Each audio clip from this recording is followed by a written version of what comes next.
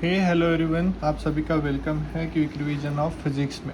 यह हमारा session number 2 है। सेशन नंबर 1 में हमने पढ़ा था टाइप्स ऑफ फोर्सेस जो यूनिफॉर्म सर्कुलर मोशन में हमें एप्लीकेशंस में यूज़ करने। नॉर्मल फोर्स था, इट्स वेट था, और फ्रिक्शनल फोर्स किस तरीके से लगते हैं। अगर आपने वीडियो नहीं देखा है तो इसी के पहले का वीडियो है वो देख ली।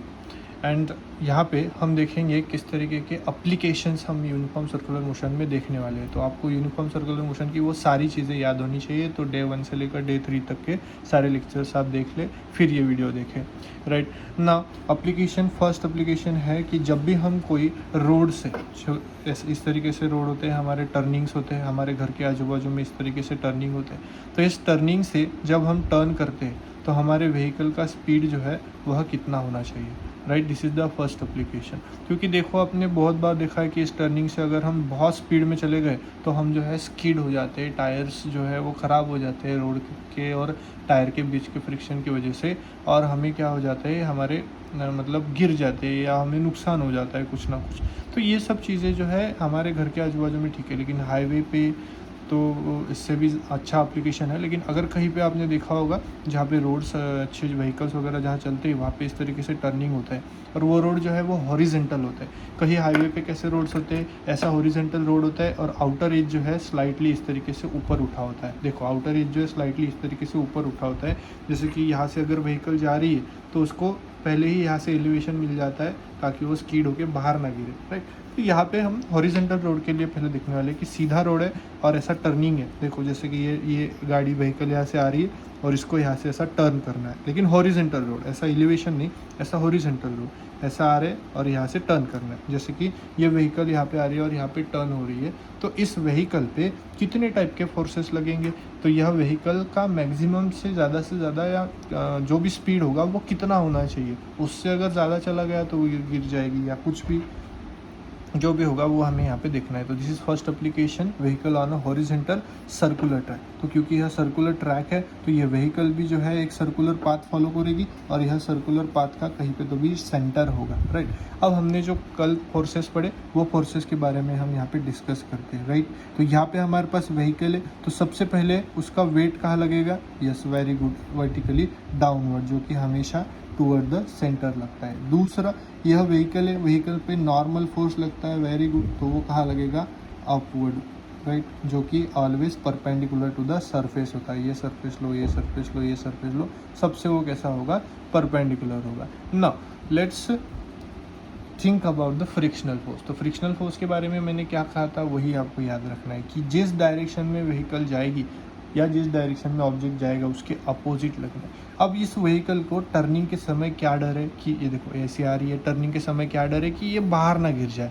राइट, तो ये स्किड होके बाहर ना गिर जाए, तो फ्रिक्शनल फोर्स कहाँ लगेगा, अंदर की डायरेक्शन में। वेरी गुड, समझ गए। फिर से एक बार देखो, ये व्हीकल जो है ऐसे आ रही है, ऐसे आ रही है, तो इसको स्किड होके बाहर ना गिर जाए, इस चीज़ का डर है, तो फ्रिक्शनल फोर्स कहाँ लगेगा, टूवर्ड द सेंटर, अंदर की डायरेक्शन में। यस, और आपने देखा होगा टूवर्ड द सेंटर कौन सा फोर्स लगता है, कौन सा फोर्स लगता है, याद करो।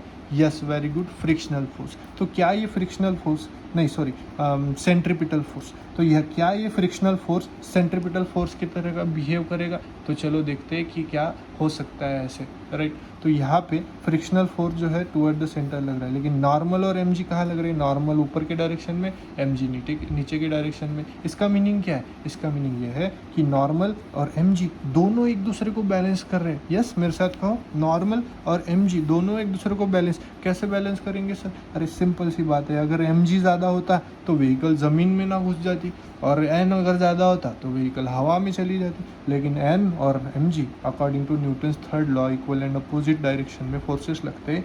वो फोर्सेस जो हम पे भी लगता है, एम जी नीचे नॉर्मल, जो अर्थ हम पे लगाती है वही ये फोर्स है, जो एन ऊपर लगेगा एम जी नीचे। ओ, इसका मतलब हम यहाँ से लिख सकते हैं this normal force is equals to M G. This is our first equation. Very good. Now think about the frictional force. It is acting toward the centre along the radius, toward the center. If radius is r, then this force is indicating the centripetal force. Very good. तो यहाँ पे जो ये force है वो force क्या indicate करते हैं, सेंट्रीपिटल फोर्स। और सेंट्रीपिटल फोर्स का फार्मूला याद करो, क्या था, M V square upon R. Yes, this is equation number 2। Now dividing equation 1 and 2।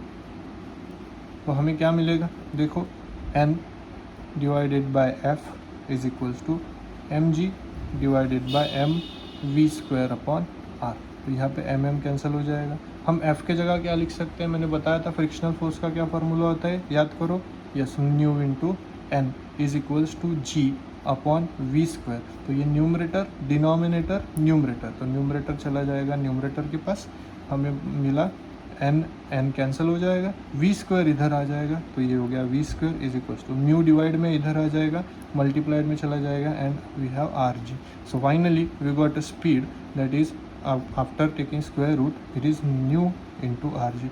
So this is the quick revision of first application, that is vehicle on a horizontal circular track। उस पर कितना velocity होना चाहिए, under root mu R जी।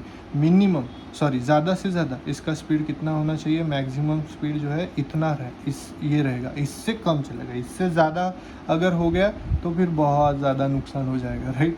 तो यहाँ पे speed जो है वह हमेशा इससे कम होना चाहिए। अब हम क्या गाड़ी चला रहे सर, तो हम क्या मेज़र करते बैठेंगे क्या कि रुको टर्निंग आ गया, कैलकुलेटर निकालो, इसका न्यू कितना है, coefficient of static friction R कितना है, जी कितना है, नहीं बाबा। ये सब चीज़ें उन लोगों के काम में आएगी जो लोग वो रोड बनाएंगे या किस तरीके से उनको बनाना है, वो सारी चीज़ें यहाँ पे हमें देखने को मिलेगी, राइट। तो ये जो फार्मूला है हमें सिर्फ याद रखना है और न्यूमेरिकल सॉल्व करते समय हमें काम में आएगा। So remember this formula and solve this application. और इसको एग्ज़ाम में कैसे लिखना है देखते हैं।